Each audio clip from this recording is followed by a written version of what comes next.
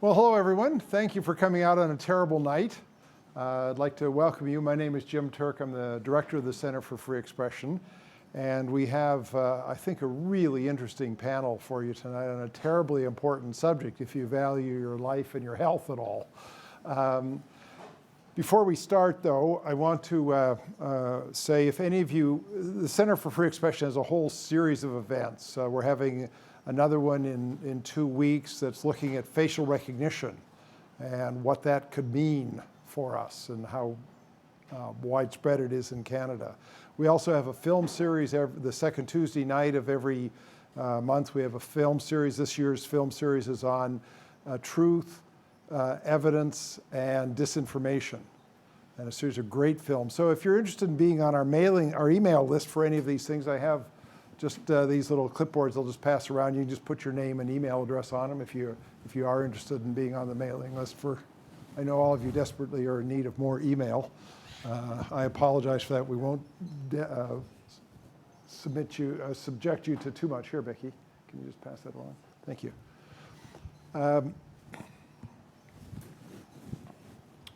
And when I introduce our speakers tonight, for two of them, they just have recently published books that conveniently we have on sale here. And if you were interested in buying one, I'm sure they'd be pleased after the event to autograph it for you.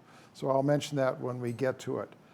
So tonight's discussion is going to go the following way. I'm going to introduce the panelists. I'm going to ask them a question. We'll get into a discussion. I really want to have a conversation amongst them. And after a while, then I'll bring you into it. So if you have questions or comments or want to participate in the discussion, which I hope you will, we'll be able to do that. The title for tonight's session is, how is the public to know if it's safe?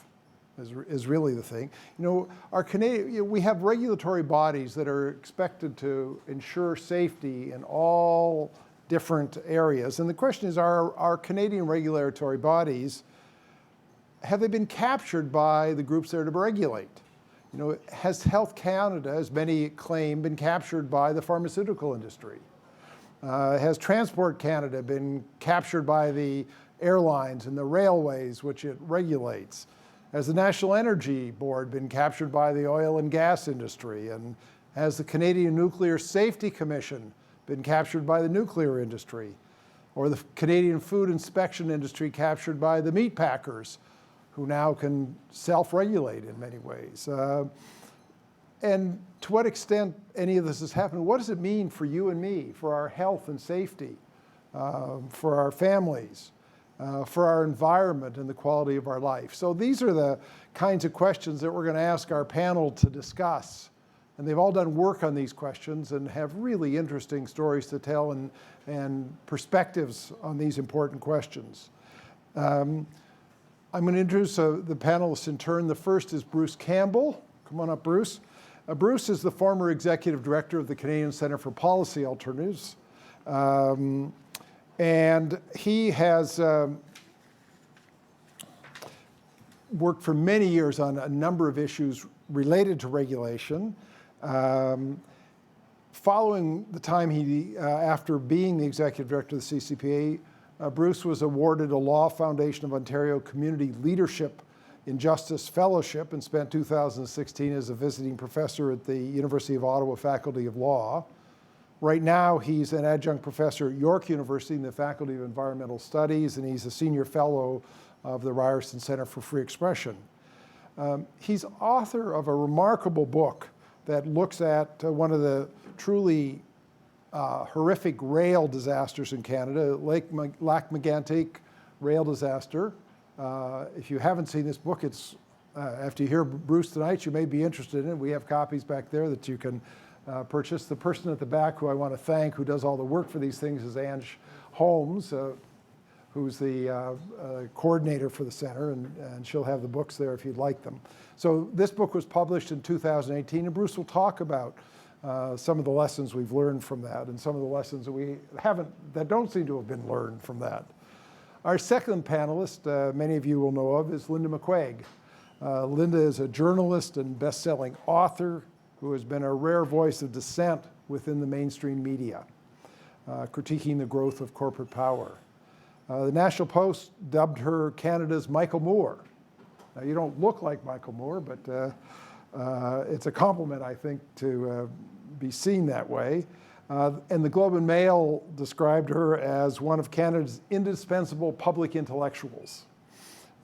In 2016, her book, Shooting the Hippo, Death by Deficit and Other Canadian Myths, was named by the Literary Review of Canada as one of the 25 most influential books in the past 25 years.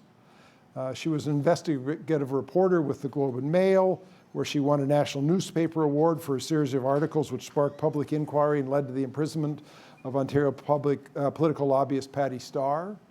As a senior writer for Maclean's, she and Ian Austin probed the early business dealings of Conrad Black in 2 provocative cover stories. An angry Conrad Black suggested on the CBC that Linda should be horsewhipped. So I guess if Conrad wants you horsewhipped, you're doing something right. Since 2002, she's used her op-ed column in the Toronto Star to challenge prevailing economic dogma and to champion a more equitable distribution of wealth and power. She's the author of a very modest collection of 8 controversial national bestsellers, and her latest book is called The Sport and Prey of Capitalists, How the Rich Are Stealing Canada's Public Wealth. We also have copies of that back there if you would be interested. It was just published 2 months ago. And our third panelist is Mark Winfield. Mark is a professor of environmental studies at York University.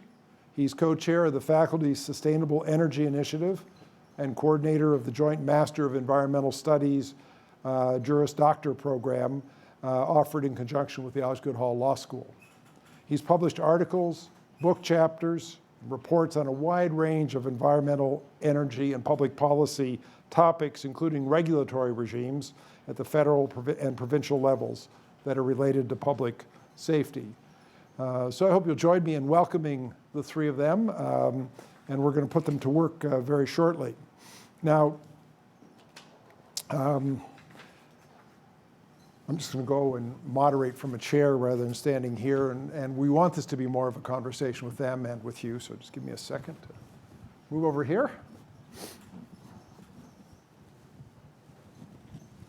So I'd like to begin by asking them each a question to open up our discussion tonight. So Mark, could you describe the context for our discussion of regulatory capture? You know, what is regulatory capture and how pervasive is this as an issue in Canada and internationally? I think it's profoundly pervasive. I mean, when we talk about regulatory capture, we're really talking about situations where the regulator has kind of moved into a space where they're effectively putting the interests of those whose activities they're supposed to be regulating ahead of the public interest, and that can happen in all kinds of different ways. But what's particularly striking in the last decade or so is somewhat further back is the extent to which what we used to call regulatory capture is really being embedded as a kind of operational principle of regulatory practice on the part of governments at the federal and provincial levels. And this happens under a variety of different labels: new public management, smart regulation, reflexive regulation. The latest one I think is agile regulation, all of which sort of puts an emphasis on partnerships between the regulator and the regulated entity. I mean, this is the central organizing principle, which then transfers responsibility for what we traditionally thought of as regulatory functions of the state to the regulated industries themselves. There's various manifestations of this. We can get into them in more depth. I mean, what's happened in the transport sector is one example of that, where effectively the railways are sort of told to go figure out your own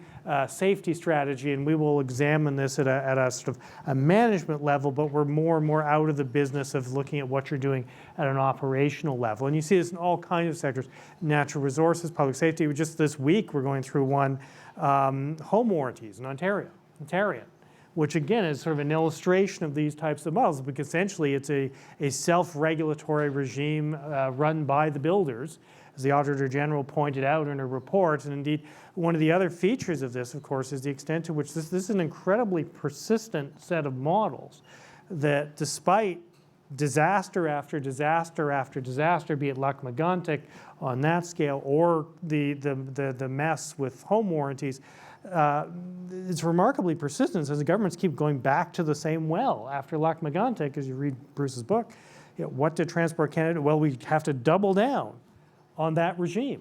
So, and so go what you're deeper. saying is they're turning it over to the people they're regulating to self-regulate? To essentially self-regulate in more and more complicated and embedded sorts of ways. In the sense the state is becoming government, which we generally think of as being there to work in the public interest, is becoming more and more dependent on the people it's supposed to be regulating to carry out what we've traditionally understood to be regulatory functions. So, I mean, in my introduction, I read off a whole bunch of industries. I mean, is what you're saying, does that apply, for example, to the Canadian Nuclear Safety Council, or does it apply in meatpacking and in other sectors than just railway and transport? Well, the answer mostly is all of the above and increasingly ubiquitously. Okay. I mean, this is variations on these themes. I mean, Canadian Nuclear Safety Commission is its own story. In some ways, it was the poster child of regulatory capture from day one. But this is where the federal government is the regulator, so transportation, food and drug, these sorts of regimes are the model that is followed. What happens in the financial industry? Financial industry, well, exactly what happened in the financial industry was the application of these same types of models in financial services, which gave us 2008. And this is a deeply embedded set of models, which is not only at the political level, but it was also becoming very deeply embedded in the literatures on regulatory regimes and public administration. I mean, this is sort of understood. This is where these types of regimes should go. And again, these ideas have been remarkably persistent in the face of a really quite incredible litany of failures. And yet, are you saying that really there hasn't been any change after Lac-Mégantic? Well, I not in the sense of the fundamental nature of the regime. I mean, Bruce is better positioned to answer this than me, but I think the basic answer is no. The response was to effectively double down on the existing model, which is to ask the railways to effectively design their own safety regimes, and then for Transport Canada to audit what is effectively the management systems on paper, as opposed to actually looking at what's actually happening on the ground and sort of actually paying attention to what's happening operationally. It becomes a kind of paper regime as opposed to what is colloquially traditional direct regulation. Yeah, I mean, because most of us think of the regulators, whether in meatpacking, actually going in and taking samples to make sure there's not bacteria in the meat, or inspecting the the airplanes before they take off, or whatever.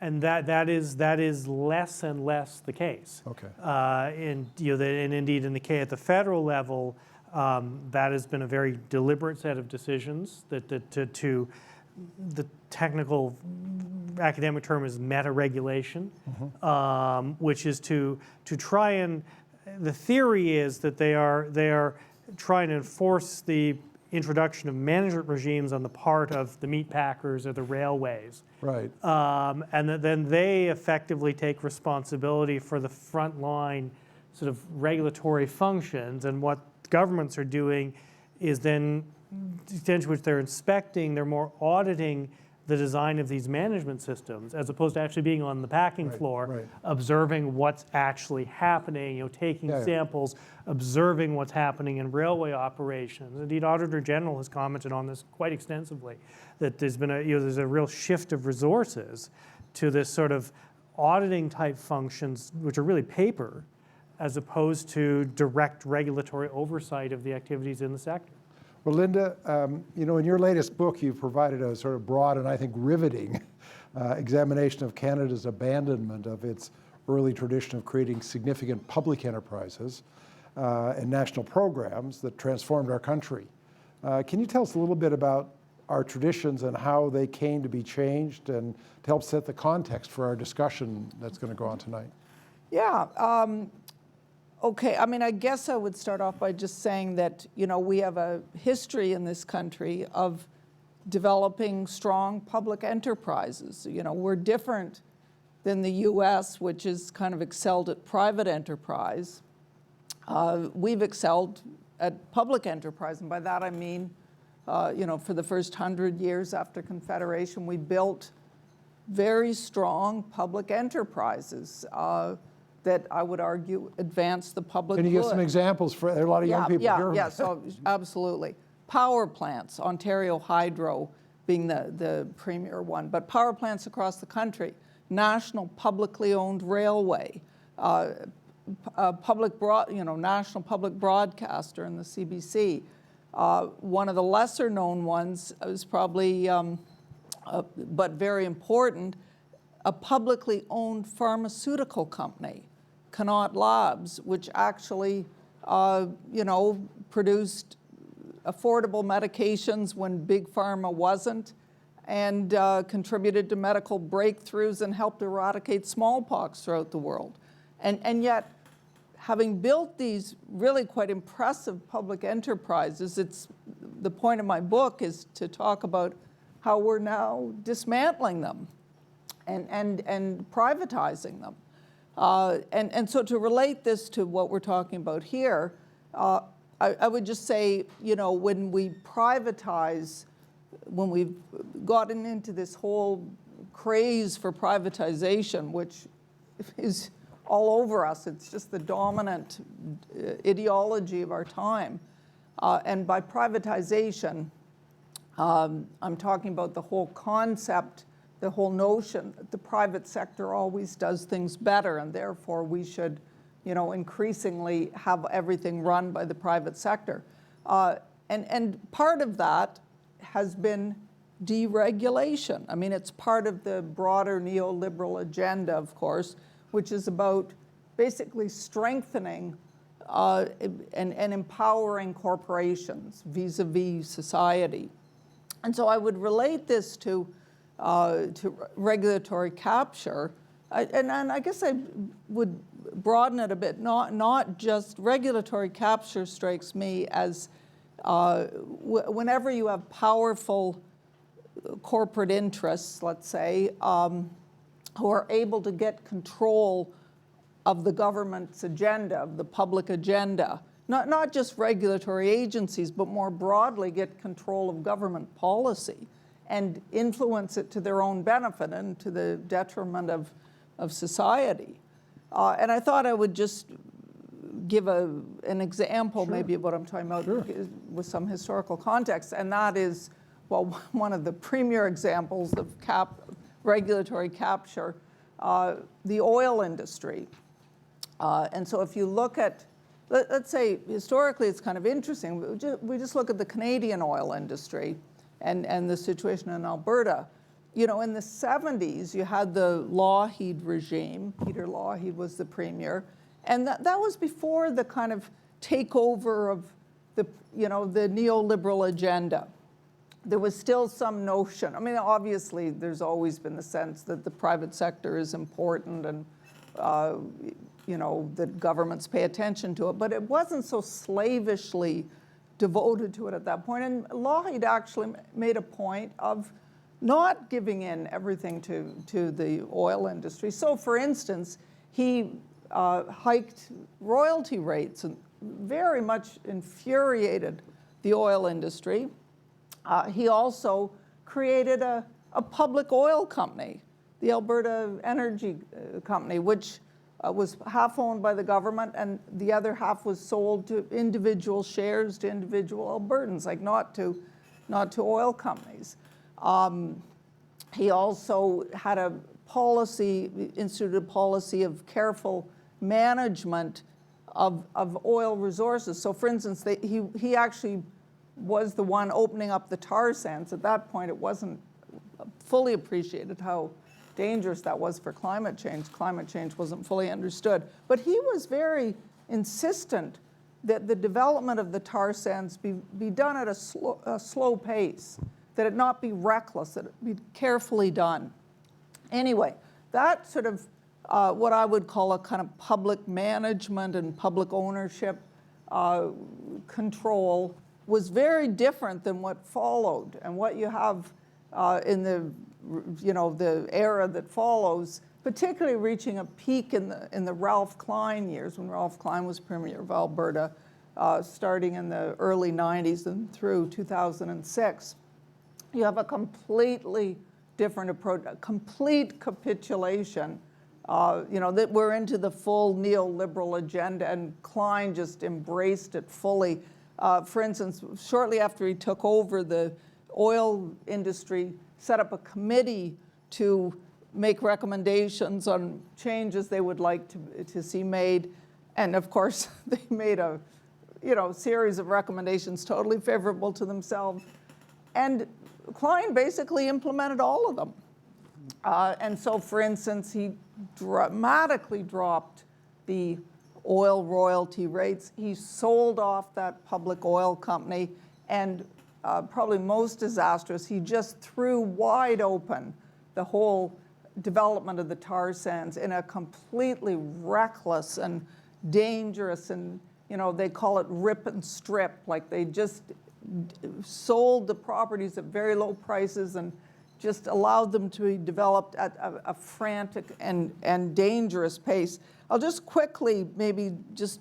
Okay, one more thing, we'll go to Bruce. Go ahead. Do I have a minute? Yeah, go ahead. Okay. Yeah, I was just going to say, in terms of the impact of these two different approaches, if you look at financially, it's just wildly, there was so much better off financially under Lougheed, and in fact, they built up the Alberta Heritage Fund to $18 billion, which is actually not that high, but is better than under Klein. They stopped making contributions to it at all. In terms of climate change, it was very different. There wasn't the same climate change understanding in the Lougheed years, but in the Klein years, it was absurd the extent to which not only the Klein government didn't, take any regulatory action in terms of climate change, but it just totally sided with the industry and used that to fight Ottawa taking any steps as well. Finally, just more broadly on the environment, in addition to the climate disaster, is the incredible problem of cleaning up the oil mess. I mean, it's very soon, probably we're going to be moving beyond fossil fuels. The mess left behind in terms of the abandoned wells, in terms of the tailing ponds and the tar sands. We're talking And about... could you give people a sense? I mean, they use the word pond, and when I think of a pond, I think of a little body of water about the size of this room. Do you have any sense of the scale of the tailing ponds and the tar sands? I mean, I don't have the number. I do have numbers in the book, but they're just simply enormous. Like they're the size of... I mean, they're so big they can be seen from satellites. Absolutely, Yeah. absolutely. The scale of the problem of the cleanup is just immense. And just in terms of the regulatory, it's interesting because the Alberta Energy Regulator had told is so in the pocket of the industry. They had told the public that the cleanup cost would be about $58 billion, which is quite a lot. But in fact, then secretly behind closed doors, they briefed the industry and said it's actually $260 billion, like way, way, way worse. And that only got out because it leaked out. So to show you how bad the situation is, there's $260 billion in cleanup that's going to have to happen fairly soon. The Alberta Energy Regulator has only collected $1.6 billion from the industry, which is supposed to be responsible for the cleanup. They've collected $1 billion, basically, of the $260 billion that's needed. So you can imagine what's going to happen. We are going to end up, the public, and also not just Alberta, but the broader Canadian public is somehow going to end up being on the hook for that. Well, Bruce, we've been talking fairly generally. You've done a very detailed investigation, as you describe in your book, of one of the horrific rail disasters in Canada at Lac-Mégantic. Could you tell people a little bit about the nature of that and what it tells us about how Transport Canada regulates the railways? Yeah, but I'm happy to do that. Before I do, I just want to go back to Linda, and she didn't mention, I know she's written about it, but there has been a re-entry of the federal government in public enterprise. We bought a pipeline, but I know you'll want to talk about that and how that relates to how that utterly subverts every purpose of public enterprise that ever was. Yeah. So I mean, I speak to a variety of audiences, and some of them are young, or some are mixed like this. But I just wonder, especially amongst the younger members of the audience, if they remember the Lac-Mégantic disaster, because it's going on now 7 years.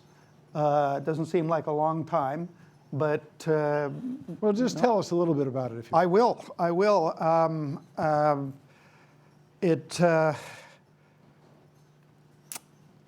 A runaway train laden with back and shale oil, highly volatile, although it was misclassified.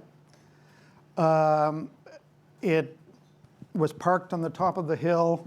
I won't go into the details of those last hours and minutes, but it ran down the very steep slope to Lac-Mégantic, which was about 11 kilometers away by the side of a lake of the same name, and in a basin. So it's one of the steepest slopes in the country, including in the Rockies. And tell us what Lac-Mégantic was as a community.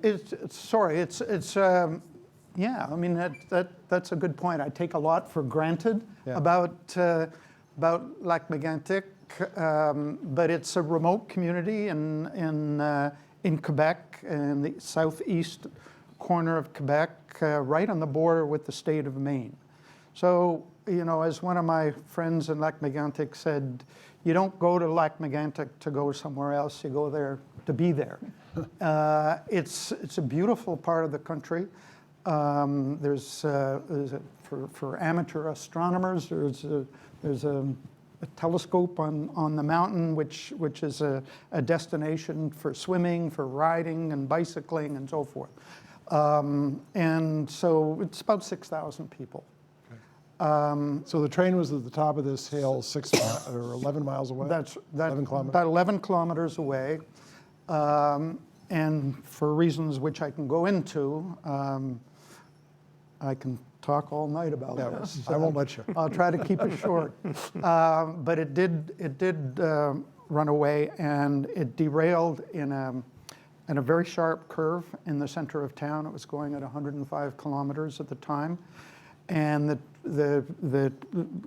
most of the cars, most of those 72 cars went off, piled on top of each other, punctured, exploded, and burned. And I don't know if you've seen some of the pictures, but Netflix was using it in one of their series, which was very offensive to the people in Lac-Mégantic. It was a series about a nuclear holocaust, and this was, in a sense, a nuclear holocaust.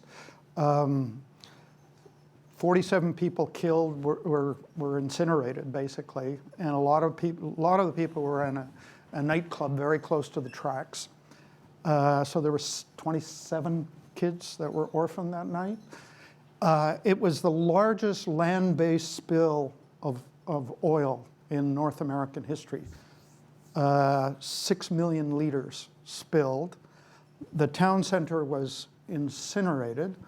And so, I was trying to go back and compare it to other industrial disasters. When you put all those together, I haven't seen anything worse than that on Canadian soil since the Halifax explosion of 1917. Was Transport Canada's approach to regulation in any way responsible for this? Well, what I do, funny, when I started this work, I didn't plan to write. I wrote a number of reports at CCPA before I actually put together the book. And kind of I watched it like anybody else, and one of the first things that I noticed was the blame game. No one was taking responsibility. The industry wasn't, the company wasn't, Transport Canada wasn't. It was all went down to the locomotive engineer, and I thought this isn't right. Well, they blamed him for not not setting enough brakes, and that was the reason why. And he was framed in a sense. The deck was stacked against him. There was a criminal trial. He was one of the defendants.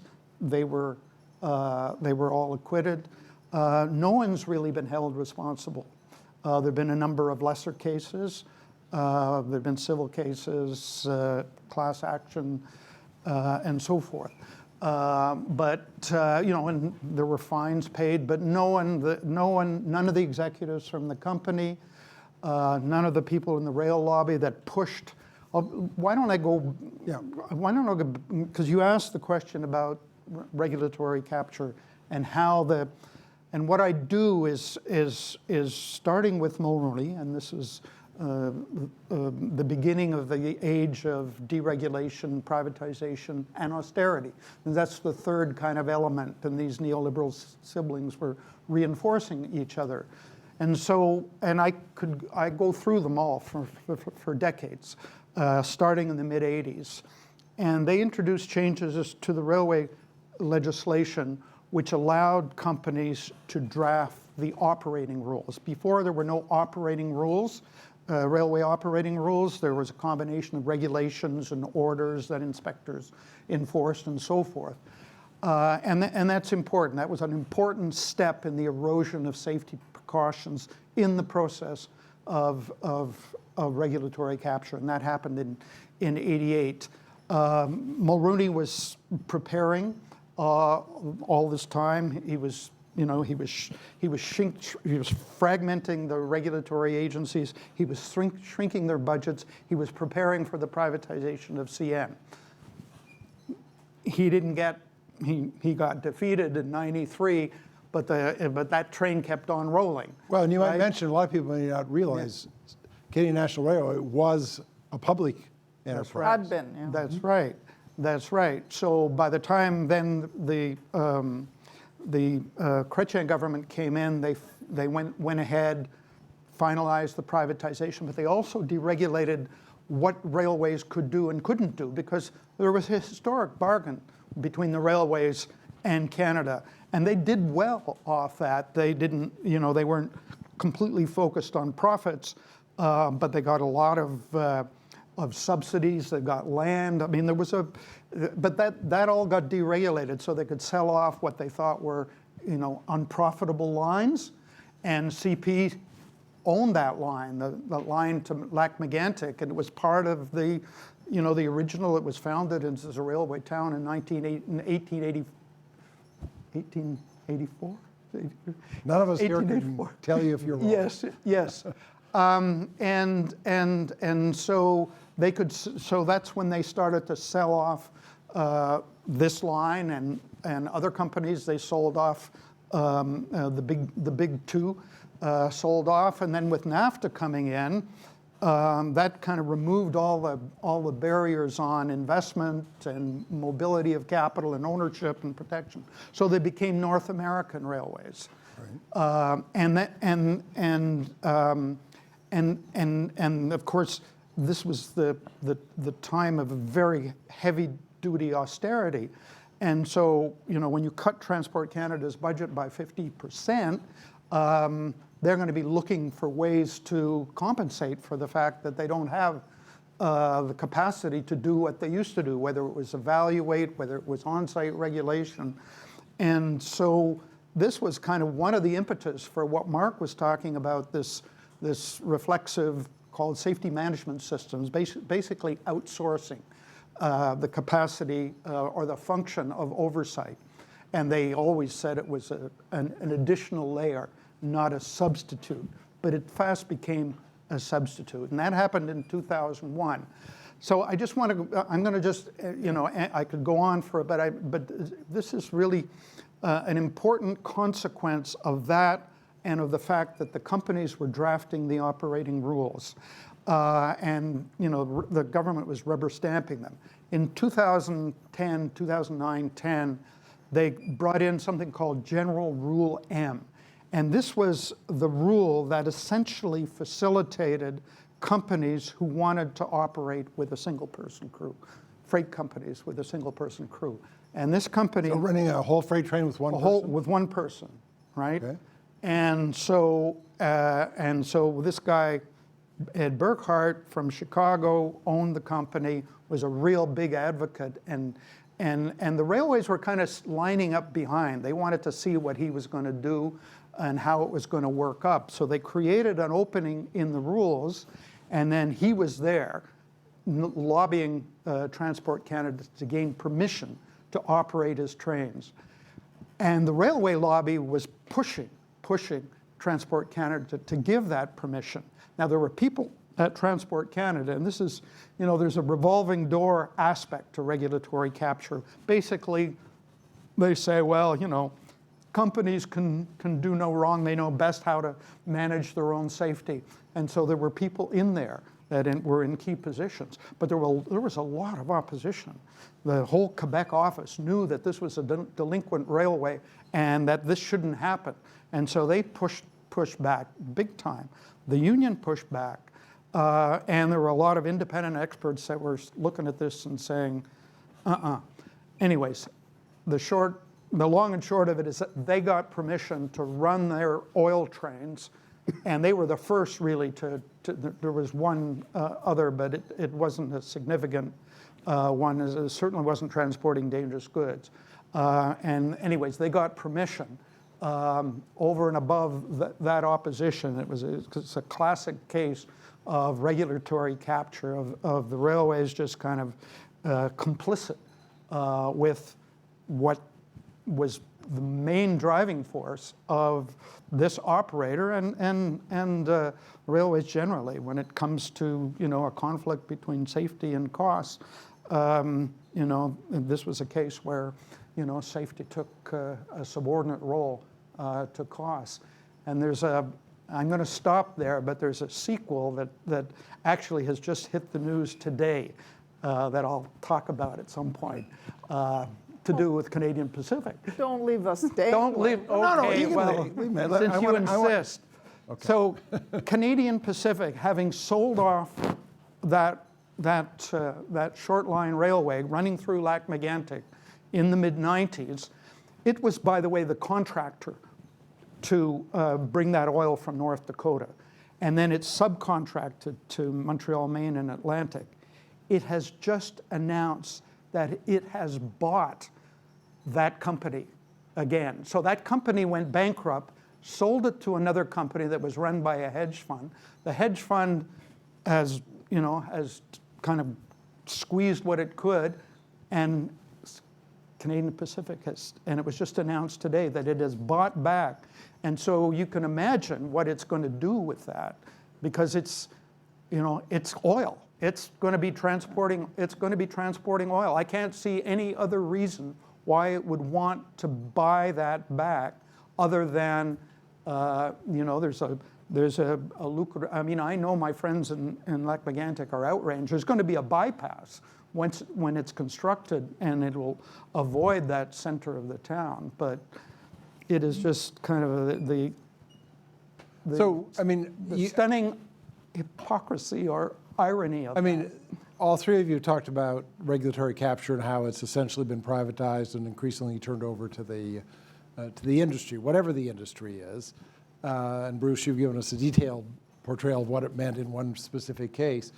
Now, why do you think this is happening? Is it the bureaucrats who are in Transport Canada, are they being responsive to directions and pressure from politicians? Or is there, and Bruce, you made reference to how there's a lot of in and out. People will be bureaucrats and then they'll be industry and come back. Where's this coming from? Mark, what would be your take on this? There's multiple pieces coming together which propel this. And Bruce has hinted at some of these. Some of it is simply the agenda of austerity, which reduced the capacity of government agencies, and we're looking, so how do we carry out functions with far less resources? Right. So that's been one part of it. There are other dimensions of it as well. There was just, again, sort of the neoliberal critiques of regulation as conventionally understood as a barrier to innovation and expensive, inefficient. These models were kind of spent. They had done everything that they could, and that we had to move into these kind of next generation models that were based in, variously described as regulatory pluralism or polycentrism, of sort of enlisting the regulated entities as partners in the process. So was this being driven by politicians, by academics, by industry, or all of the above? All of the above.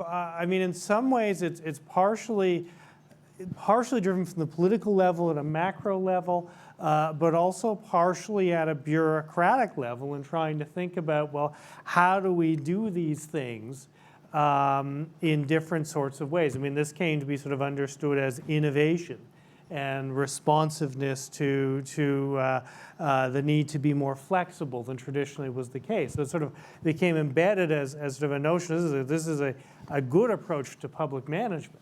Right. Was an element that's at work to how do you respond to these messages from the political level, which sort of grounded in neoliberalism. The state is inflexible, it doesn't do things well, we need to incorporate more private sector elements into this, they're better at everything anyway. And so that sort of becomes normalized in the process of administration. Well, Linda, I mean, with all the failures of these models, why? Well, how I do mean, you- I'm sure, Mark, you're right that it's been internalized at the civil service level, but let's trace it back to where it originally comes from, and that's from the business demand for more power and a bigger share of the pie. I mean, if you look at, you have that early post-war period in Canada as well as in the United States, where you had, coming out of the Second World War and a strong role for government and people wanting government to do things for them, acceptance of a strong public sector role. You had a much more egalitarian income, at least in terms of power between wealth and power distribution between corporations and ordinary citizens. It was much more egalitarian in those early post-war years, from the end of the war till the late 70s. And basically, I mean, this story has been told in many different books about how the business community didn't like, I mean, the economy was growing. It was a very strong period of economic growth, but they were relatively losing their dominance in society. And they were paying very high tax rates. And they organized and fought back. And the result,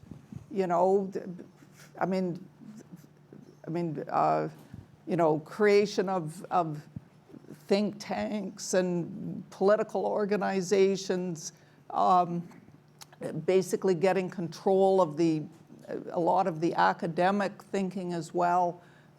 Basically, they turned things around very dramatically, and they were able to essentially take control and demand this, neoliberal agenda with privatization, deregulation, tax cuts for the rich, social spending cuts, attack on labor. I mean, it's a whole agenda. And it's all based on the idea that the private sector is the one that, the private sector will always do best, and we should rely more on them. I just think we've got to trace it back to where these ideas come from. Well, I mean, Bruce, you did a really detailed study on one industry. Yeah. What did you see in that particular industry as how the transformation from serious public regulation to essentially privatizing and turning the regulatory control over to the industry? Yeah, and I've mentioned a number of kind of steps in that, over the years. Yes. in that process. But one of those is the trade and investment treaties, and specifically NAFTA. The railway sector is highly integrated. It's now integrated both in terms of operation, in terms Canada, of the ownership. US. Canada, U.S., Mexico. Right. There is a trinational ownership, I think, in the case of CN anyways. It used to be, it very quickly went from a Canadian railway to a North American rail. They even changed the labeling on their coat of arms, or their Get rid of the maple leaf? Eh? To get rid of the maple leaf? Yeah, CP was trying to do that. CP was trying to do that. CP too. tried to do that. But Linda talked about power, and You guys have a very interesting alternative theory on a lot of things, but you do know that CN was formed from Grant Trump. Yeah. Yeah, Yeah, I I do. tell the CN public Yeah. story in my book in great Yeah. detail. But Sorry? Now, folks, we're making a it didn't- video it didn't podcast have- of this, so when we bring the audience in, we're going to have a microphone to take around so it gets recorded. But it didn't So have the you can follow up operations in a in minute. North America that it did after NAFTA. Yes. I mean, it really expanded into a integrated North American railway. But the And so did the trade treaties put additional pressure to well, it was change the combined nature with of the the regulation? privatization. The two of them kind of went hand in hand. Okay. They were very much, I think, in sync with each other. And so when it was privatized and Paul Tellier went from being clerk of the Privy Council to the chair of the president of CN, one of the first things he looked at once it was privatized, and they did very well on selling those shares, one of the first things he looked at was who could I buy, what corporation could I buy in the U.S. And it started. That was how they grew, was mainly through acquisition. But what in terms of regulatory capture or the power imbalance or power change, because that's what we're talking about when we're talking about regulatory. These regulatory issues or corporate issues. It's the power relationship between the regulator and the regulated industry. And if you can imagine in this kind of scenario, with all of the things that accompanied those agreements, that it enormously increased the bargaining power of the company to threaten regulators. If you don't do this, we'll kind of move our operations somewhere else, or it also provided a forum in which, if the U.S. as the bigger partner drove a lot of the regulations, and so there was a real push for regulatory harmonization. And often it was lowest common denominator harmonization, and there were forums created and are still, and in fact are being enhanced in the NAFTA 2.0 to facilitate, and especially now, under the Trump administration, which at least in all sectors is pushing deregulation on steroids, is pushing that deregulation in Canada. I can, talk. So there's one more issue I want to bring up before we bring the audience into it. Sure. You've been saying that almost regardless of sector, whether it's the nuclear industry, whether it's oil and gas, whether it's the railways, whether it's the pharmaceutical industry, whether it's the meatpacking industry or the toy producers, that regulation has essentially been shifted away from actual public hands-on investigation. What can be done about it at this point? Can we talk just a little bit before we turn to the audience? What's your thoughts about, you painted a pretty bleak picture, and Lac-Mégantic probably shows one of the worst case scenarios of what can happen, although I can imagine a nuclear accident would make Lac-Mégantic pale in comparison. What can we do at this point? Is there any possibility, or is this all a done deal and we just have to live with it? Mark? It's never a done deal. I mean, part of what you are up against is this enormously enhanced structural power of capital. I mean, capital is probably at the height of its power relative to you'd have to go back to the age of the robber barons to sort of see a point at which that power, and the trade agenda very much reinforces that structural power because it's all about mobility of capital. You can deal with, so you have to deal with it at multiple levels. I mean, we've obviously seen some erosion of the consensus around the more extreme elements of the trade agreements around investor-state dispute settlement and things like that. There's been some pullback there. At a more operational level, it comes down to issues of transparency. It comes down to issues of oversight. I mean, the old saying about sunshine being the best disinfectant still carries a lot of weight. Yep. That you have to be able to see what is happening. One of the problems with these regimes is that which becomes harder because crucial decisions as you move into these self-regulatory systems become more and more hidden. And access to information doesn't apply anymore. Auditor General doesn't have access. Public has trouble getting access. So transparency is crucial. oversight mechanisms become crucial. Again, be those sort of formal, like auditor generals and environmental commissioners, extent to which you have civil society actors who can participate in these processes. That's all of you folks. Which is these folks and others. That's crucial. I mean, one of our problems in Canada, of course, is that those actors are weak, even taking into account the issues of scale relative to the United States, the policy capacity is not there. I mean, it really is quite striking in the rail case. I mean, it really is the unions more than anybody else who are sort of in the sort of extent to which there's any constraint in that conversation at all. Yeah. It's the unions. There's no other civil society actors in the system with any capacity to participate. There's a handful of academics who occasionally stick their noses in, but no sort of ongoing capacity to engage there. So I mean, it's a multi kind of layered sort of approach, but we've lost ground in all these areas. I mean, it used to be the federal government to even put money into civil society for the specific purpose of ensuring there were countervailing voices in these processes, and that's long gone. Yeah. And that was Mr. Trudeau Sr. who was doing that sort of thing. But we're going to have to go back and think about, do we need to make sure those countervailing voices are in the system somehow? Because otherwise, this is just going to keep moving down the track it's on. Linda, what are your thoughts? Well, one thing that we could do is have more public ownership, expand our public sector, our public sphere.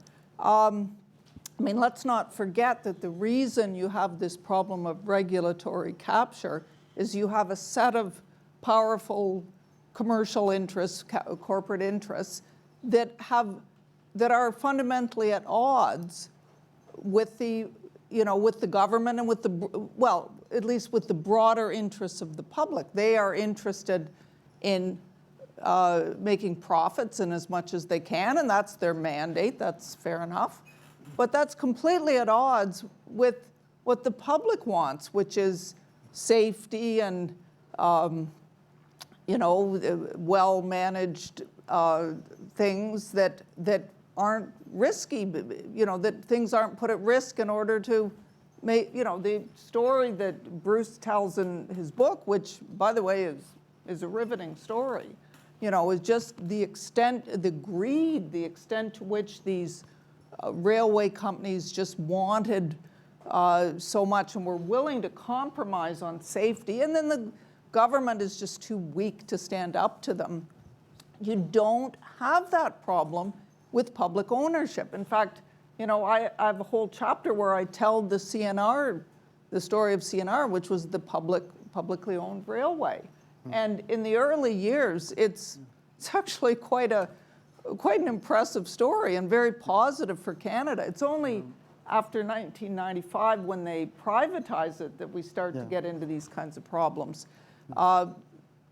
Similarly, just quickly to go back to the oil industry, I mean, I talked about Alberta in the different eras.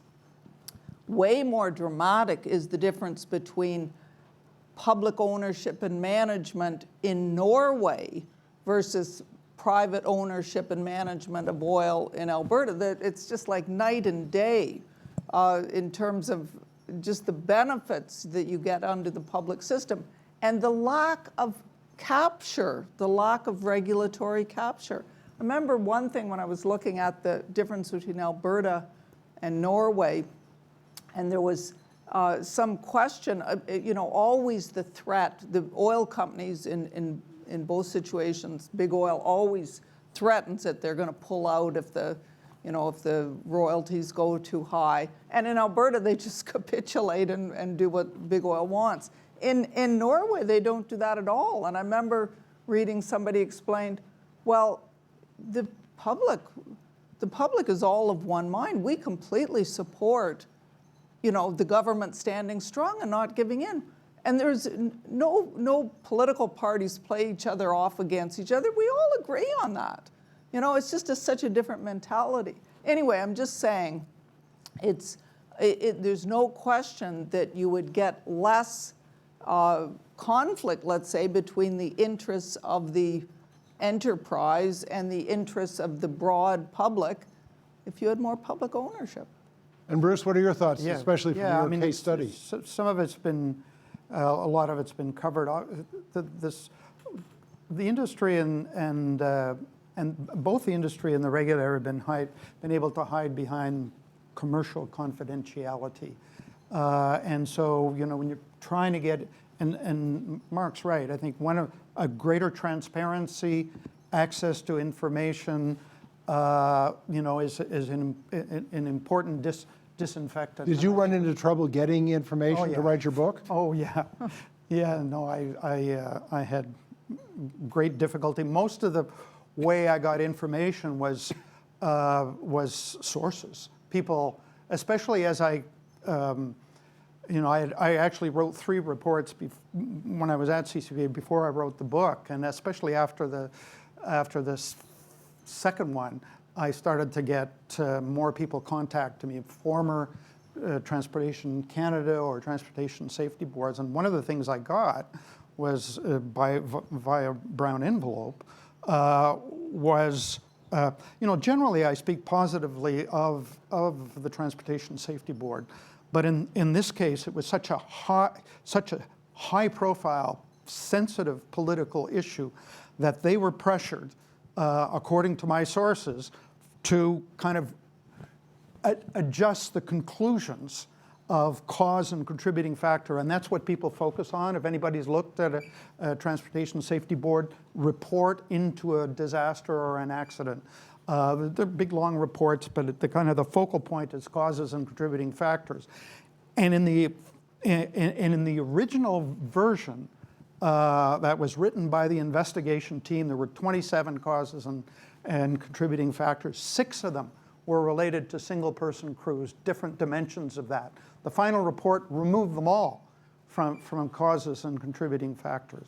But you know, I'm diverting from your. Oh, no, but your, actually, from there's some your people question. in this room who are journalism students, and so you're going to be investigative reporters. Yeah. The importance of sources can never be underestimated. That's right, and of course the chair of the Transportation Safety Board said no. We made that decision all on our own. Of course, it's, you know, these are political appointments, and I want to say in that kind of, because I haven't spoken about the Harper government, which was in power at the time, and it instituted in 2012 a new regulatory policy, which was a continuation of some kind of erosion that was happening before, but it exponentially increased it. And Harper introduced something called the 1-for-1 rule, which he was inspired by the actions of his British counterpart, David Cameron. So the 1-for-1 rule means that any time a regulatory agency proposed a regulation, it had to remove at least another regulation that was a cost to business. Of course, all regulations are a cost to business, right? They don't talk about regulations other than red tape, regulatory burden, red tape, job killer. That was the language, and I think that's another thing. I think if we can achieve a change in the dialogue to focus on what regulations are, their protections, and their safety protections. But in any case, so going back to the 1-for-1 rule, regulators, and lots of regulators are trying to do their jobs. They may be threatened and feel a bit gun shy by what their leadership has been appointed through the Privy Council by the government in power, and it's the leadership that's driving it. But if you can imagine a regulator having to make a kind of a Hobbesian choice, especially at that time when you had this sudden, dramatic increase in the transportation, in the volume of oil by rail. It went from 500 carloads in 2009 to 160,000 carloads in 2013. So from 500 to 160,000? That's right. It was just so dramatic. And so at the same time, Harper's bringing in 1-for-1. Regulators are trying to kind of cope with this. The industries are in there lobbying, and that's another part where you know, in terms of reducing it is changing the lobbying legislation. But anyways, the companies were in there, both the oil companies and the rail companies, saying, no need for any more regulation. This was a real bonanza, right? You know, all of a sudden they had this new revenue source, and they were saying, no, don't interrupt the revenue source, don't block. And of course, Harper was willfully blind to the potential dangers, and one for one was complicating the situation. And one for one is still in place. The Trudeau government hasn't removed it. Indeed, the Wynne government in Ontario adopted it as well, and been implicated in the Grenfell Tower fire, among other things. Yes, as that's the right, reason in the Britain. regulators did not Yeah. respond, even though they knew there was a significant risk with the materials that have been used in that building.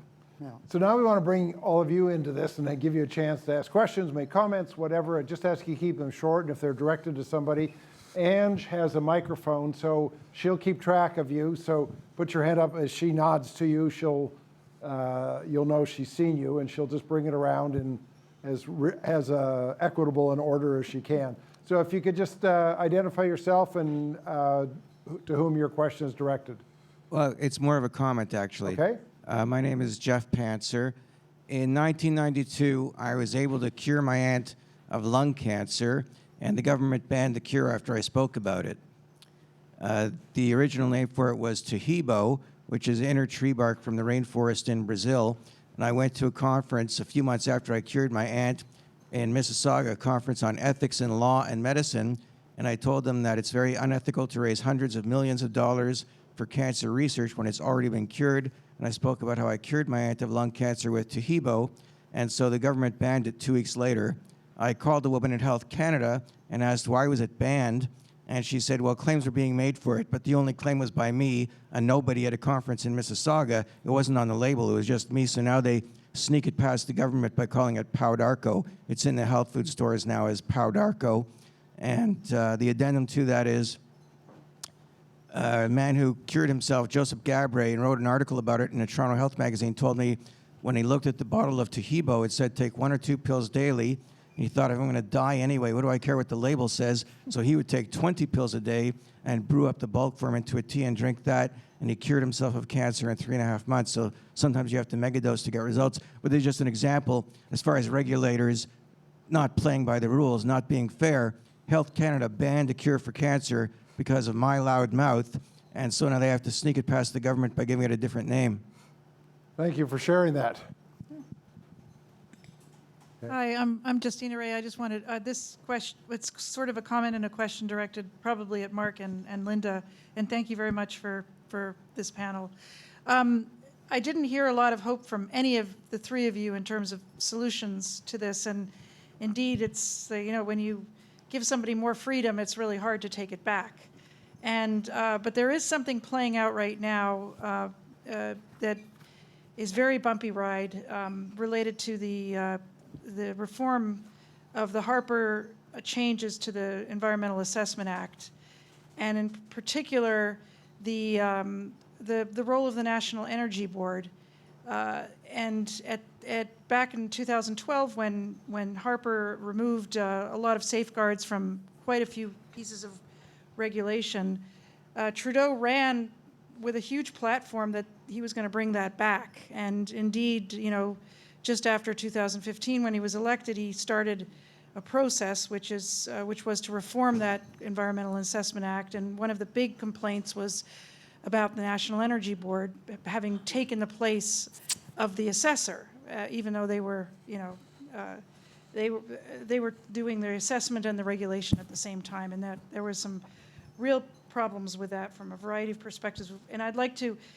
Right now, that is one of the huge problems with that bill when it and the huge pushback from the West is they want that National Energy Board in the same place where Harper put it. They don't like the removal of that role, which is partly what's happening with the new act. And I thought maybe Mark, can you tell that story a little bit better than I have, in particular, and how you see it playing out, particularly now that we have this new minority government, and in particular all the pushback from the West about this move of the National Energy Board's role?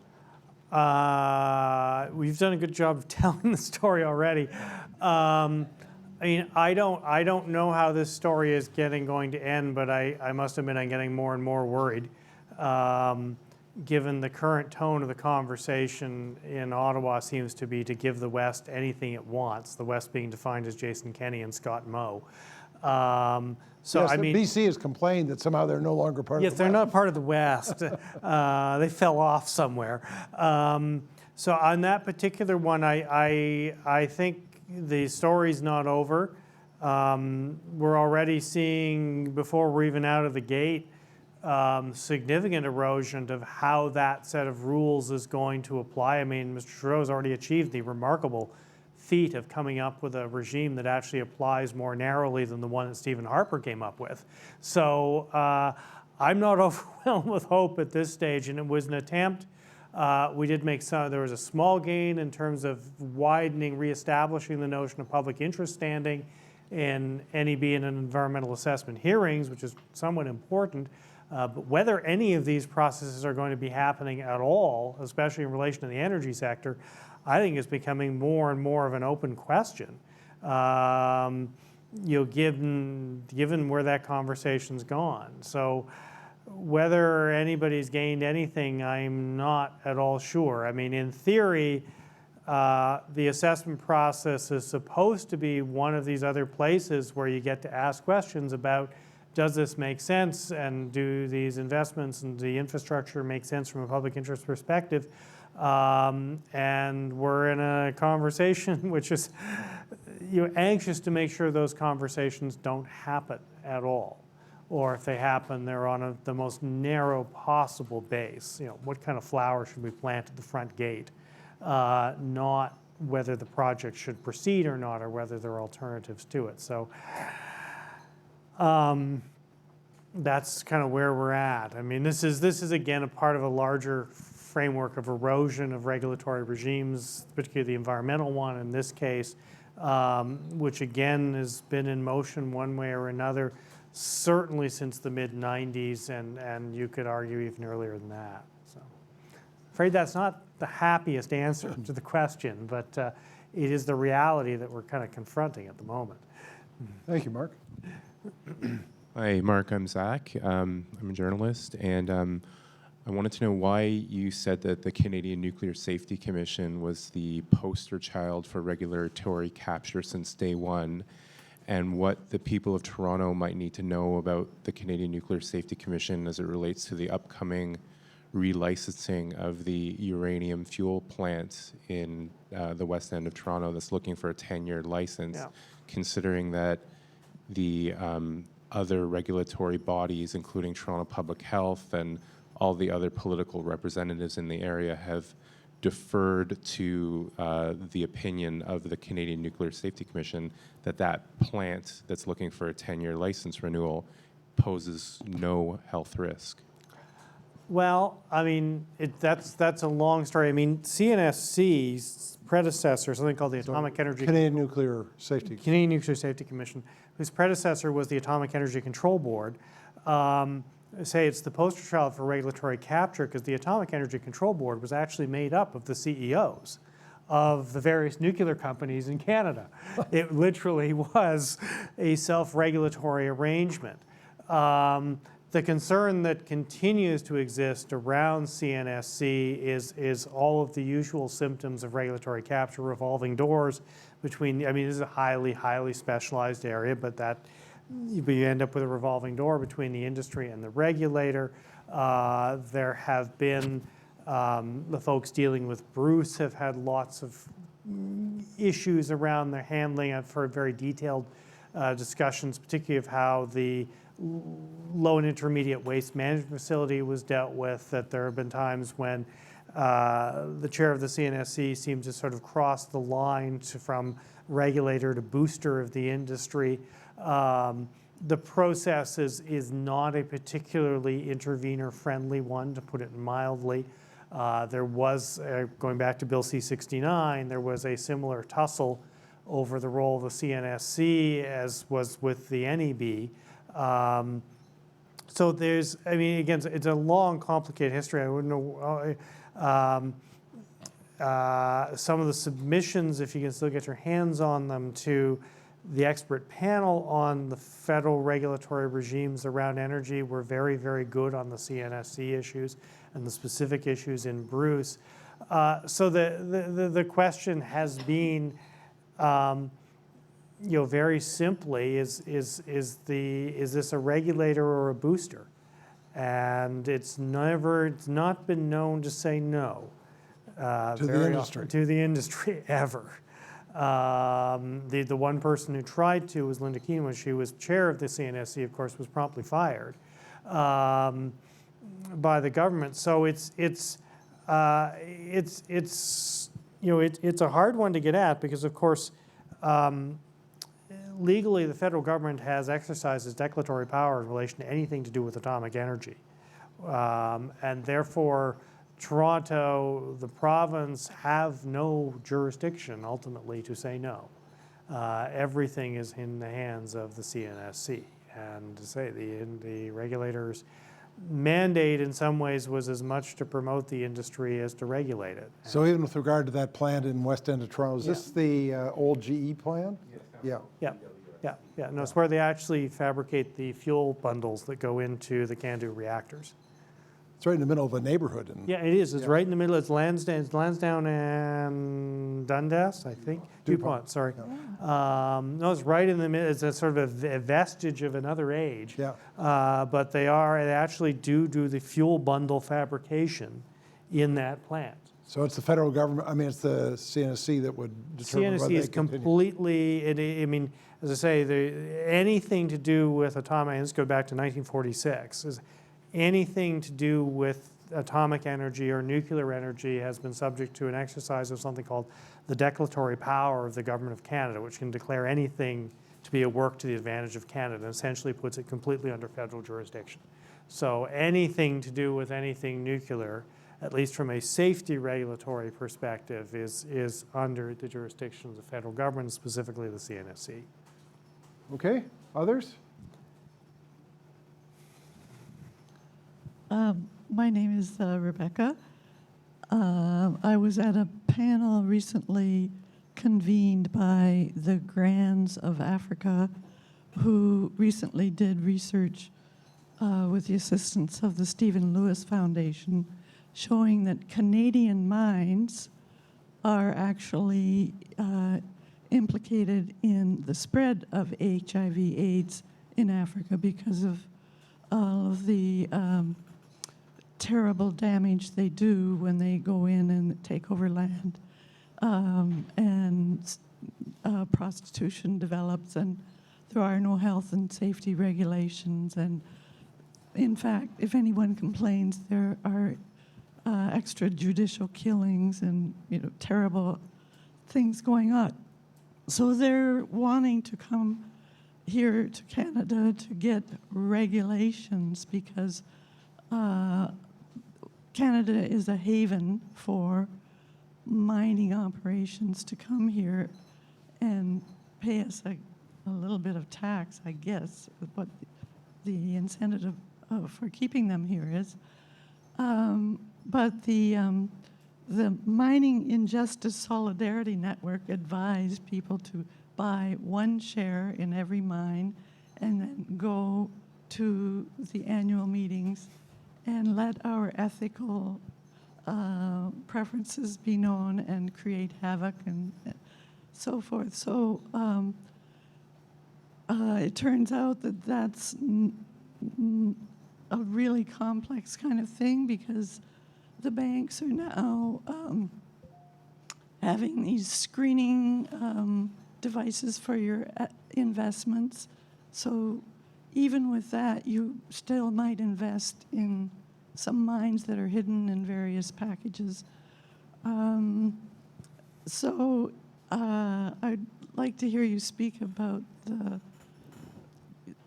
financial investment arm of the industry and how it is in cahoots with banks and regulators, not really having too much to say about any of that. Do you want me to? I mean, you have to keep in mind we're sitting in the biggest global center of mining capital investment on the planet, in the city of Toronto, in the financial district. I mean, Canada's role in that process is we are the investor that's developing those facilities. And there have been, as you may know, there's various attempts to establish some kind of oversight on the overseas activities of Canadian mining industries, which has proved to be enormously difficult. I mean, one of the reasons Canada has been very aggressive in the pursuit of investor-state dispute settlement provisions in international trade agreements has been precisely to protect the interests of Canadian mining companies operating overseas, because they're the investor in that case. So if you'll notice, when Canada has been, since the multilateral process collapsed, now about a decade ago, Canada's been pursuing a strategy of bilateral trade agreements with anybody and everybody who will sign a trade agreement with us. And we have been quite insistent on those agreements containing investor-state provisions, essentially allow Canadian mining companies operating in another country to sue the host government if it does something they don't like that diminishes the value of their investment. So this become a very, very serious problem in the sense that it affects Canadian's international image, and it's been quite shocking the extent to which parts of Canadian foreign policy seem to be being dictated by the Mining Association of Canada. I'm not sure I have any easy solutions. I think your idea of absolutely push back on the big capital pools, push back on the banks, the pension funds. I think there's a brewing set of questions around the CPP investment fund and where those investments are going, which are very non-transparent. But that's gonna take time. I think people are just coming round to the realization of the role that we're playing as a capital exporter and starting to think about, okay, what kind of role can we play in shaping the nature of those investments, if at all. The CPP investment fund is a really big, obvious one, and because it's our money. And at the moment, there's no constraint on what it does. I mean, some huge investments in coal, of all things. And at the moment, the only mandate is to optimize the return on investment. Linda, did you have? Well, it just strikes me, all the problem with regulatory capture that we have in, domestic situations are that much worse when you're dealing with an international situation where the people are so powerless. And as Mark says, the Canadian government is aggressively in there intervening on behalf of the corporations, the mining companies. I mean, I guess one of the things that just strikes me, absolutely, you're right, you've got to do these protests. And I know there are some excellent groups that are working on this issue. I guess what always strikes me, though, is why has this issue not become an issue like with the NDP or something? Theoretically, we have a progressive party, but we so rarely hear this kind of issue raised. This is the kind of thing I think Canadians, if they knew the scope of it, would be horrified. Instead, we get all these puff pieces about Chrystia Freeland and the great job she's doing. She's the one that's pushing those, investor state stuff within the new trade deals and everything. I mean, we just have to get a little bit more angry and more politicized about all these things. I know there are some people doing excellent work, and I assume you're one of them, but what a frustrating thing that we can't get this into the political domain at all. Bruce? Yeah, one of the regulatory capture operates largely in the shadows, and it only kind of comes to light when there's a disaster. And Lac-Mégantic is an example of, those people that were partying at that nightclub had no idea of the danger that was lurking. But then once it happened, there were people basically lost confidence, and the government rushed in to restore confidence and say that they had learned the lessons, or they understood the problems and they were But fixing them. nothing changed, as you pointed out. But you see, yes. In the case of the mining companies, Lac-Mégantic was a big domestic issue. The mining companies, they're overseas somewhere, and there's only kind of a vague understanding of the reality. But even with a big thing like Lac-Mégantic, is one of the reasons I wrote the book. My little part in it is there is a real tendency to forget, especially what caused it and what the regulatory failures were that were responsible for it. And I've seen it with other disasters, and we'll see what happens with Boeing and the Max 8, the 737 Max 8.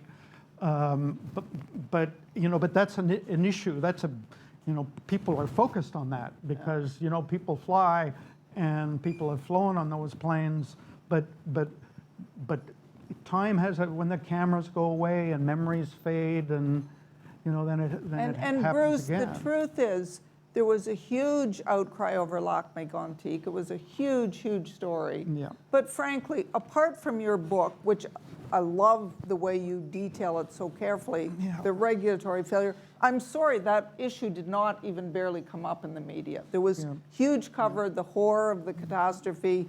There was almost no discussion of the regulatory failure, and you gave the whole history of how it happened.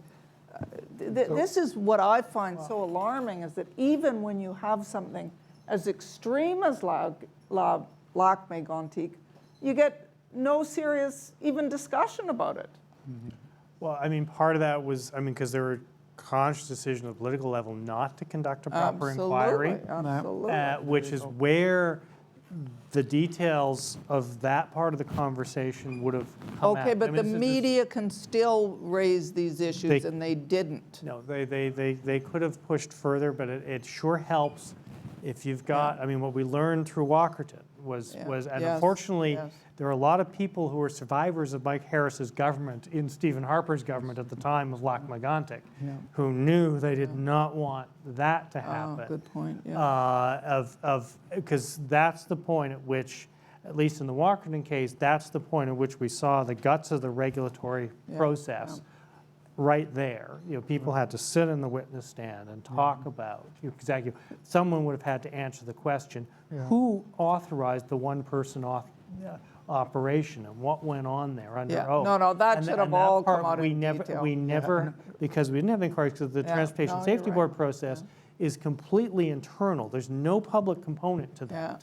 So you never had a moment when the principals had to testify in public, which then gives you that moment in terms of the media. That's the moment when you look at what's happening with Trump right now in that testimony and in the impeachment trial. That's what sort of draws the attention. And of course, and it's what the government Walkerton. was desperate. I say they went through Walkerton. They were desperate not to let that happen. No, again. and Walkerton did make a difference. Made a People gigantic did difference. think of deregulation associated with It Walkerton. changed the conversation in profound ways.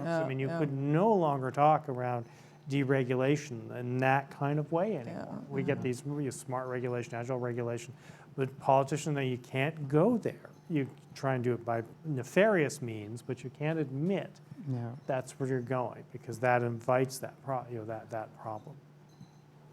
Okay, yes. Hi, my name's Deborah. I'm just an ordinary citizen trying to stay informed. And like I suspect a lot of people, you tend to think that there's some regulatory body who's watching out for our interests. So it's kind of horrifying to realize just how much that's not happening. So two things. One, I seem to recall hearing in the news about a year ago that airlines were no longer going to be safety issues are no longer going to be regulated by some other body, and now they have to do it themselves or something. And I'd like to, so before you answer that, I'd like somebody to tell me more about that, because I was thinking at the time, who do I complain to about that? That's awful. And secondly, Linda, because you guys speak somewhat academically on the issues, and I'm a little bit ignorant. So when you talked about one of the solutions to this could be public, did you say public ownership? I'm not sure the phrase you used, but can you just explain that? Like, what does that mean, and how does that happen? So why don't we start with the public ownership side, and then we'll come to Mark to answer the question about the regulation of I guess- airlines, which may be of concern to all of us who fly in planes. What I meant is that the whole problem of regulatory capture comes up because, you have a different interest on the part of a private corporation to squeeze as much profit out of something as possible. That's different than when you have a public enterprise which has no need to create profit or has a different mandate. For instance, I make the point in my book that telling the story of CNR as the public railway, and then how really quite impressive it was in all kinds of ways, and when it was publicly owned and it's privatized in '95, and I tell borrowing a lot of stuff from Bruce, point to the disaster of what happens, and make the final point. It's really hard to imagine that this would have happened if CNR hadn't been privatized, because it didn't operate like that. It wasn't trying to squeeze profit out of every corner. It simply operated more in the public interest. That's what public enterprises do. Yeah, yes, I do mean owned by the government, yes, which is ultimately owned by all of us, right? Well, Bruce, if I could just, there's, some of you may have seen there's a strike at CN that started, 2 days ago? I was just going to pick Yeah, up do you on want to that. just comment on that? Because what's at issue there is very much what we're talking about tonight. Yeah, so I don't know if you've seen it in the news, but there is CN is on strike, the Teamsters, and I guess Unifor as well. And the issue in this strike, one of the major issues is safety. And that's I mean, I don't have any inside access to the negotiation, but from what I can, just reading the reports, that safety is an issue, and specifically fatigue management.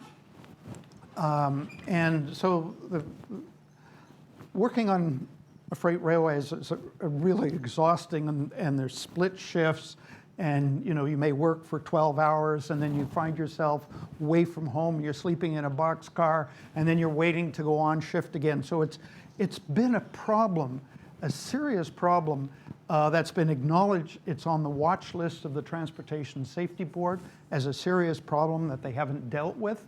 The government or the regulator and the industry, because for the industry it's a cost factor, and if, again, this question of capture comes up because this has been a long-standing problem, and it still persists. The Transportation Safety Board has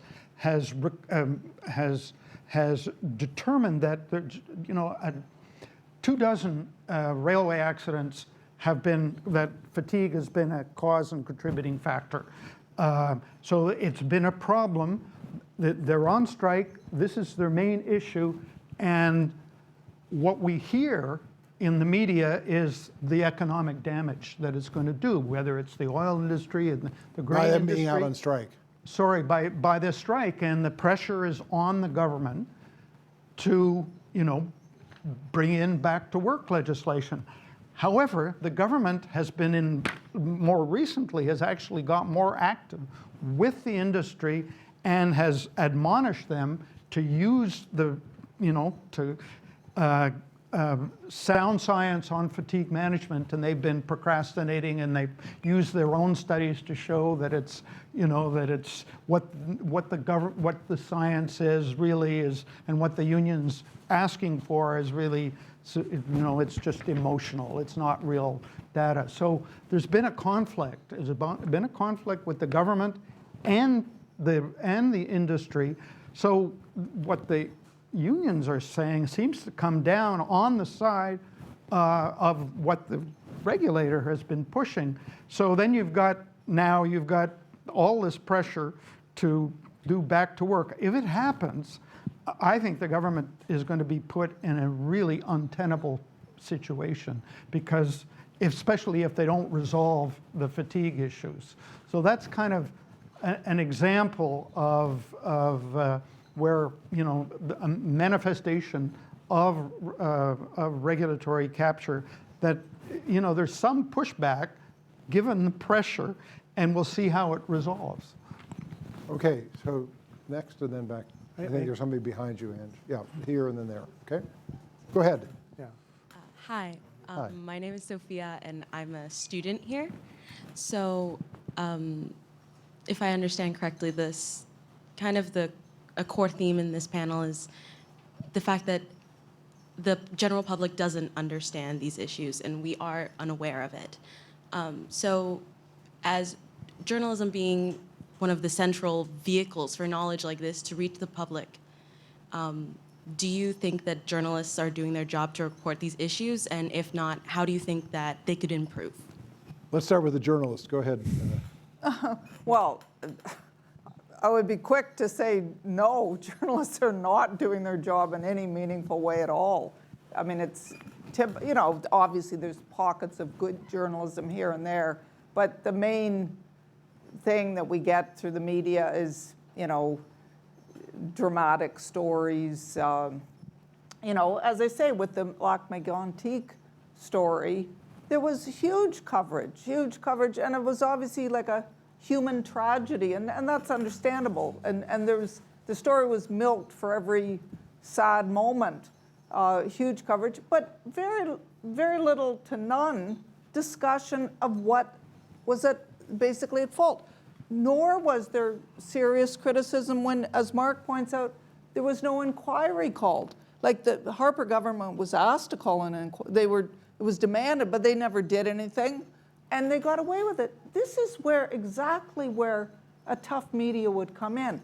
The mining industry, why don't we have investigative reporting? You know, actually, it doesn't even need to be hugely investigative.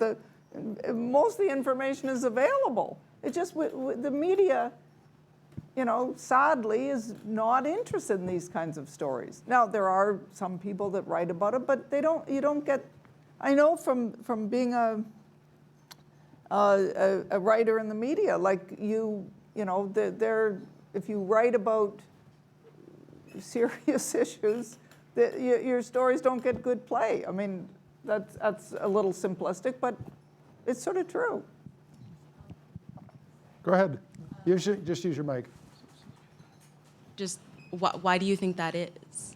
I think that is because if you look at who owns newspapers, increasingly they're almost completely owned by big corporations who have no interest in delving into, you know, what's wrong with a system that allows, you know, corporate interests to get their way all the time. You know, Sun Media, Post Media, you know, the takeover of the media, even just from what I've seen in my lifetime, is just so distressing. Like there's so few independent voices or critical, you know, allowance for critical reporting in the media. You know. But Linda, we have a big public broadcaster. And what a disappointment it is. What a disappointment the CBC is. Now, I'm a supporter of the CBC. I like public broadcasting. But sadly, what you see, and it's not surprising because government ultimately controls the CBC, but they put in place, both on the board of the CBC and the top people running it, people that are basically have the same mentality as the corporate sector, as the government, you know, that is very sympathetic to the corporate sector. So yes, you get, the CBC, I will say, sometimes does some good things. You know, they do. But overall, not nearly tough enough, not nearly as tough as the BBC, for instance. And I think, in fact, what happens with the CBC is they get caught up in trying to be like the private media. They see themselves in competition with the private media. What we want is not just another version of the private media. What is the point of that? They should, have the courage to be different, to actually be much more critical, to actually, to me, what journalism should be about is challenging power, challenging those with power, providing critical information to the public that powerful interests don't necessarily want us to see. And I see very little of that in the CBC. Okay, next. Hi, my name's Pippa, and I had a question following up on something that was mentioned in passing, which was the really crucial role that civil society organizations could have and should have, but are limited due to capacity, financial constraints, etc. I'm wondering if any of you could talk about times in Canadian history where that was different, but sort of high watermarks in our history with regard to supporting civil society, and also whether it's worth returning to similar models or whether there are models elsewhere that might be more worthwhile in the future. I'm sure you each wanted to go with that, so Mark? I think the high watermark was Trudeau Mark I in the 70s when there was, and indeed what funding we had was vestigial of that. That in the first Trudeau government, the minority government, there were very conscious efforts to fund civil society organizations by the federal government for the purpose of precisely producing countervailing sources of policy advice. So Consumers Association, National Action Committee on the Status of Women, what was originally the Canadian Environmental Advisory Committee, which became the Canadian Environmental Network. Just three off the top of the head examples, and it was a very conscious choice that there was an awareness. And it's very Jesuit, that to be devil's advocates in the system, but it was a recognition that there was only one set of voices being heard in the conversation, and that if you're going to get good policy, you needed countervailing voices in the conversation as well, with capacity to be able to contribute to the conversation. The last vestiges of those arrangements died, at least on the environmental side, under Stephen Harper. He killed them. They didn't just die. Yeah, they were killed. Yes, there was a more active element to it. I'm being too polite. So that was kind of the high point. We're in a strange. I mean, we're not back there. I mean, the Trudeau government eventually got around to taking some of the pressure off the current Trudeau government. Very late in the game, did change the Income Tax Act around charities, which had been a line of attack by the Harper government.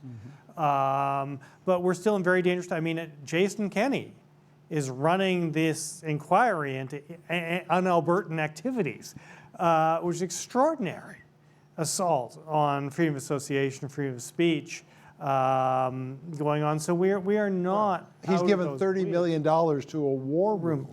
To be able to challenge environmental groups that raise questions about the oil sands. Yep, that's where some of the money from his alleged carbon pricing regime goes. Yeah. But it's really, I mean, I can't think of any precedent in Canadian history, at least anything like that, which is so obviously directed at civil society dissent in matters of public policy, which have no security dimension to them whatsoever. It is just about silencing critics. It echoes Harper. It's a total. It's Harper on steroids. Yeah. I mean, it's what I mean. Andrew Scheer probably would have done the same thing if he had ended up with a majority. So the answer to your question is, that was unfortunately the 1970s,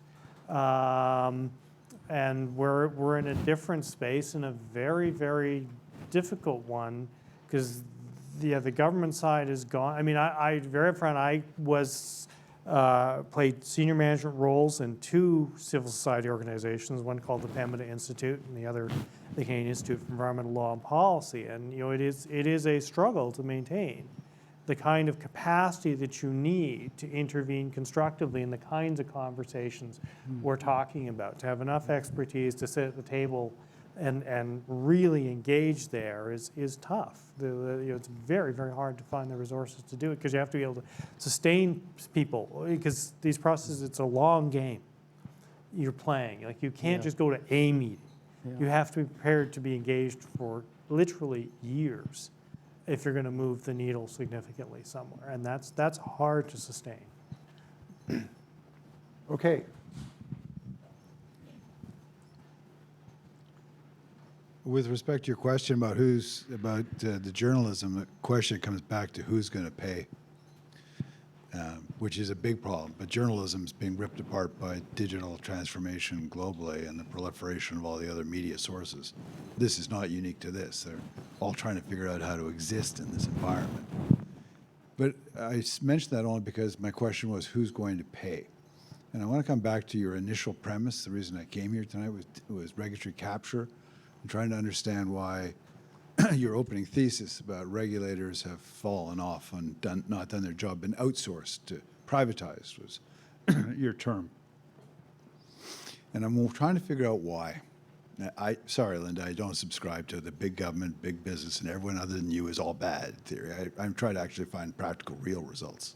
So I'm looking at it going, is it because the industries and the business activities that they're in charge of regulating have become increasingly more complex, more specialized, requiring a lot more knowledge, and therefore the cost of having an effective body of regulators that can survive for the years you rightly point out is just becoming prohibitively expensive? And I ask because somebody has to pay for all of that. And consumers don't want to pay more for their good or their widget or their service. So you got to remember that.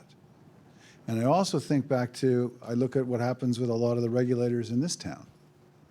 Let's face it, it's a cushy job you give to your friends if you're a politician.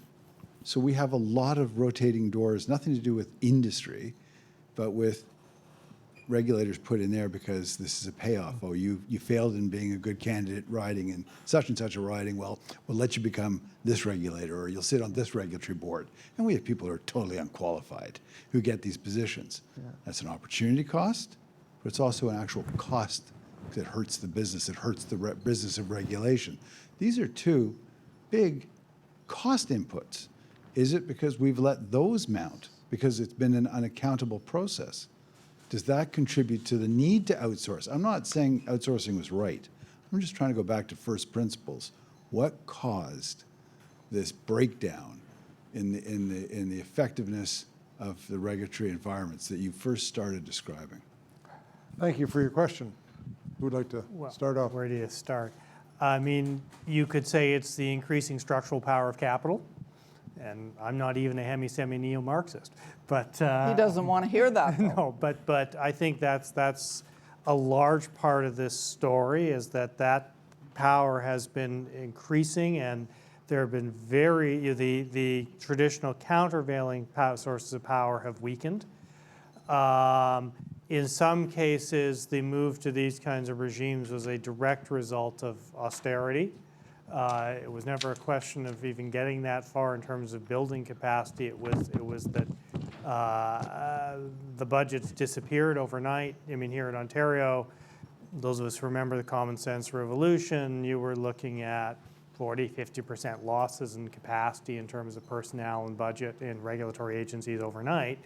And some of this was improvised on very, very short notice. So that has been a factor. In terms of willingness to pay, I mean, in terms of the overall costs of things, in the larger scheme of things, these are relatively minor costs compared to the overall envelopes of government expenditures. Lots of big questions embedded there about the shift in the tax burden towards individuals and away from corporations, which in some ways goes back to the question of the structural power of capital and its mobility. So all of those things are kind of in play. And my last thought was, I mean, one of the things I also at a public service level. My experience in dealing with regulators, and I think Bruce described some of this too, is at least the level of the operational public servants is in fact, these are very competent people. And indeed, when we have got into the guts of actual inquiries into what happened, and Walkerton was a very good example of that, when you were talking to the people at the frontline operational level, one of the huge takeaways was the extent to which they did their jobs and that they did go up the line. They were very clear about that, that they pointed out where there were problems happening and sent that up the hierarchy. And indeed, it was when it hit the political level, in the case of Walkerton, that it stopped, that the conversation stopped, that there were specific gaps that were identified by operational folks, that they were seeing where there were problems emerging. They reported them, went all the way up to the top, and they were told the rules cannot be changed because there is a red tape commission that will not accept any regulatory change. And that's all in Justin O'Connor's. He describes it in great detail in the Part 1 report of the Walkerton inquiry in that situation. So I'm very inclined to defend the frontline public servants who are trying to do what they can. Indeed, Bruce tells the same story, is in Transport Canada, Quebec, the operational level public servants were saying there is a serious problem here. And they're pushing that up the line. And it's when it hit the political level, and this is the other reason I'm sure there was not an inquiry, was because nobody wanted to know the answer. You have a comment on that, Bruce? You have a comment on how they got to one person operating. Yeah, no, I mean, I agree, and I think we've been, I think the question was asked, well, what can we do to kind of counter and mitigate this regulatory capture? And I think to the extent that you can separate, and I think it's possible to separate or to diminish political control, how you appoint people on, that are on boards or whatever, or senior people. I think there's things that you can do in terms of mitigating or limiting the revolving door. Or the negative effects of revolving door.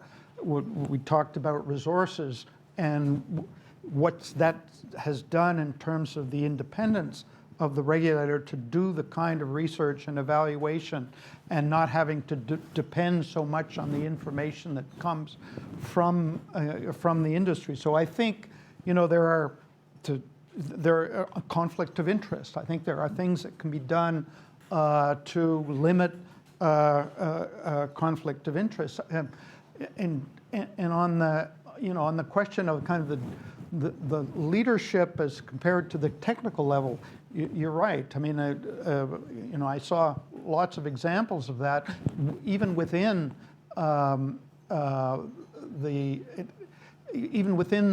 headquarters, where there were technical people saying, you've got to develop emergency response plans for these dangerous goods that are being transported. Or you can't be transporting dangerous goods in what are basically pop cans on wheels. And, one of the people that I interviewed said, it's going to take a major disaster for them to kind of wake up. And when it happened, he said, that's what I've been warning about. It's happened.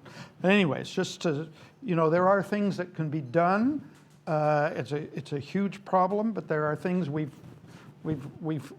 touched on a number of things that could be done to counter or mitigate these aspects which are really corroding our democratic governance and need to be addressed. And I just finally, Mark has talked about how there was an acceptance of the legitimacy and a funding of civil society organizations that provided a kind of a counterweight to counterbalance, power, and that's no longer the case. But I've seen citizens groups and been so impressed by citizens groups with very little in the way of resources, but lots in the way of just dogged determination. And starting from the people in Lac-Mégantic, it's just amazing what they've been able to do with hardly any resources. And there are groups in Toronto that are citizens groups. I don't know if there's anybody here from Safe Rail Communities, or there's another group, Canadians for, there's two citizens groups Yeah, that are yeah. that are working on rail safety issues in this town, and they're getting some funding from Transport Canada, but but very little. It's mainly volunteer doggedness that is keeping them.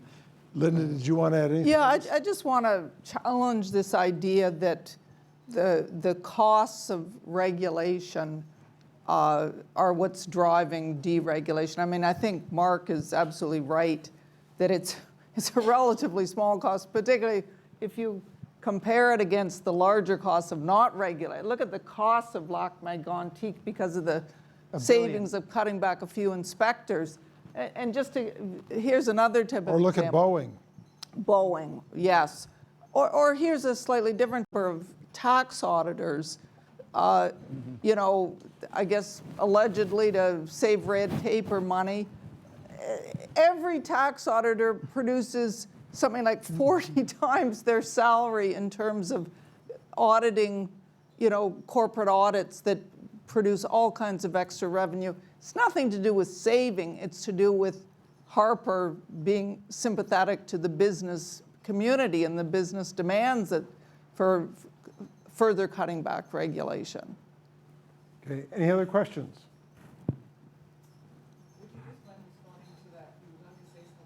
Oh, the air side. Oh, yes, oh, yes. Oh, well, the basic answer is that the regulatory regime. Could you repeat the question for Oh. Yeah. You know, okay, it was just about the regulatory regime around civil aviation. Yeah. The basic answer is exactly the same regime as around railways. Yeah. But isn't it true? Explain what that means. So, Do you have a mic? Wait a minute. Here, could well, you yeah, use the mic? yes, no, that is, in fact, it was actually done before the rail side.